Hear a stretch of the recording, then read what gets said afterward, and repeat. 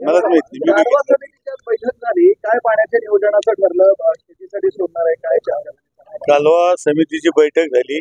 बैठकीमध्ये आम्ही सगळे बोरणारे सर असतील, अंबादास दानवे असतील, त्याच्यानंतर टोपे साहेब असतील, अतुल सावे सगळे आम्ही उपस्थित होतो.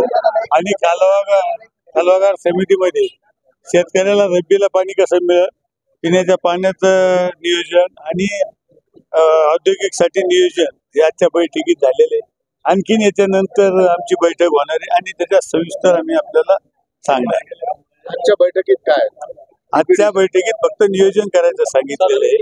निधी आहे कशा पद्धतीने वितरण केलं नाही, हे आपल्या याचं झालं कोणतं पाणी सोडण्याच्या बाबतीत डीपीडीसीचं 500 कोटीचं नियोजन त्याच्या अगोदरच नियोजन झालेलं आहे. आणि मला वाटतं आज हे आढावा बैठक.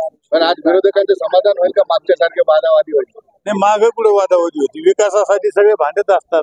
वादावादी काही वैयक्तिक भांडणे नाही, हे विकासाचे भांडणे. तुमच्याकडे बघायला लागले मागच्या वेळेस अमृतपुरीवर आले होते. नाही, हे विकासासाठी तांबडी तुमडे यावंच लागत. नाराज नाही केलं. नाराज कोणालाच करणार नाही आणि नाराज करणार नाही कधीच कोणाला करणार. ओके, धन्यवाद सर. धन्यवाद.